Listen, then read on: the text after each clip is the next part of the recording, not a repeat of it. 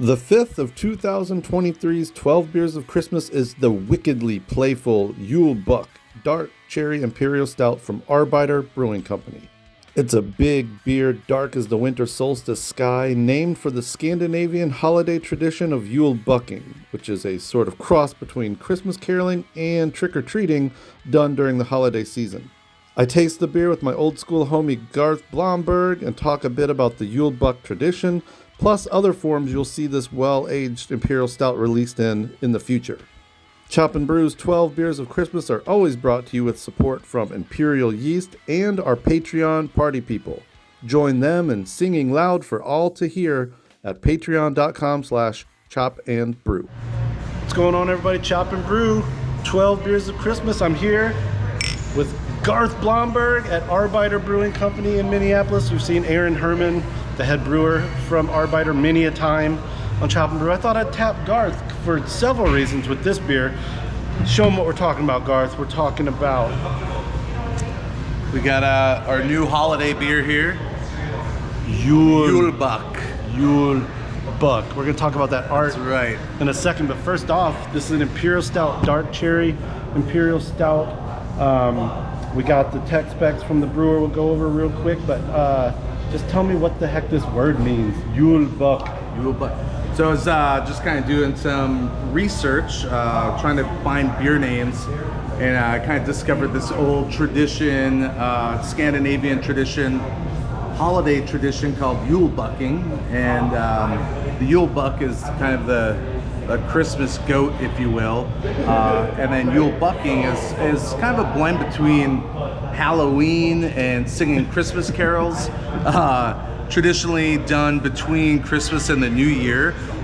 So families and communities would go door to door, dressed up in some pretty frightening outfits, sing songs, share alcohol, share food, and it's just kind of like a holiday merriment with a little bit of scariness. I think the scariness kind of predates Christianity, like old pagan traditions and whatnot. Some Krampus-y kind of vibes, until it morphed more into like a caroling kind of vibe. Exactly. Every Christmas has a dark past everywhere, and I think this is part of that.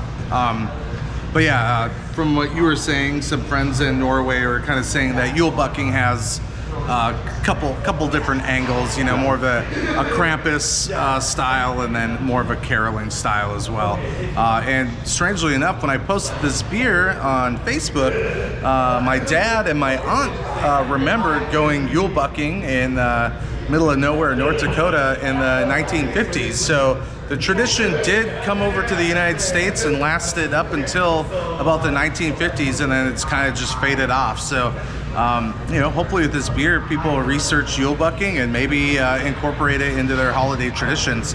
It sounds like a great way to get together with family, friends, your neighborhood, and just kind of, you know, be humans with each other. I did read that it kind of faded away because of, you know, neighborhoods became a little less, you know, all one demographic, you know, cultures got diversified, so, you know, it wasn't just a bunch of... A lot of people were like, what the heck is this? Exactly. There's no longer just like an entire town solely of Norwegians or one neighborhood. So it kind of faded away like that, and yeah, so it goes. But we're trying to keep it alive with our Julebukk Dark Cherry Imperial Stout. Aaron tells us American pale malt, English chocolate and wheat malts, English roasted barley, Ariana hops, English ale yeast, black cherry flavoring, double mash, single boil approach. This is actually the work. You haven't seen the video yet, but I got some of this free work a year ago and made some awesome Imperial Stouts that there's going to be a video after New Year's coming out about that, where we tasted with you and Aaron, actually. So people would have seen you in a Chop and Brew if I'd edited that. We're running out of battery, so I just really want to just say, you know, basically, Aaron says it's a boozy version of those delicious chocolate-covered cherries from Russell Stover or Godiva or Lind or a brandy cherry, and that's what I get. I get like the huge roasty chocolate notes of the Imperial Stout. But I noticed this as I finished my first little sampler. As it warms, you get like cherry Coke sounds bad, but it has that like deep, rich cherry flavor. Absolutely. And maybe the effervescence does that too. And I'm gonna throw a little shade at Russell Stover, but this is Godiva. This is Lint. Oh. This is not Russell Stover. Blomberg. Let's just quickly, in case we do run out of battery, we got to give a shout out to Lucas Glusenkamp, a former way back homie of me and Garth from the old Northern Brewer 1.0 days. Does amazing work for multiple breweries, at least 2. You'll see a lot of his stuff in a local Twin Cities brewery called Bad Weather Brewing Company. For sure. What else to say? Yeah, so this is a year-plus old stout, aged in steel. Aged over a year, yep. Some of it went into some barrels. You're going to see come out as foundation number 3. Correct, yep. Blanton's barrel aged Imperial Stout, and that's been sitting for over a year as well. Yeah. So yeah, just really mellowed out nicely, and Yeah. this just has a little bit of holiday spirit to it with the cherries. It's going to taste great around a fireplace, or if you don't have a fireplace, in your bed alone watching reruns of Seinfeld, you know. Or all the Christmas episodes of... Not judging. Yeah, all the Christmas episodes of your favorite shows. Yep. So yeah, what's the availability? How long is this around here if people are local? Super limited. We only made 100 of these bottles. They've been going pretty quick. I think we're probably down to about 50 of them now. So 49! That's right. So yeah, who knows? Depending on how fast you edit this chip, it might already be gone.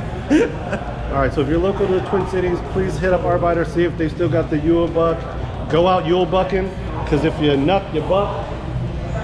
And if you buck, you nuck. Man, and if you get in trouble, don't blame us. It was the 11%, the 11.3% that did it. All right, guys, happy 12 beers of Christmas. Absolutely, to you too. You have so much more left, but you did all the talking. Thanks for coming by. Oh, yeah, always. I'll take care of that.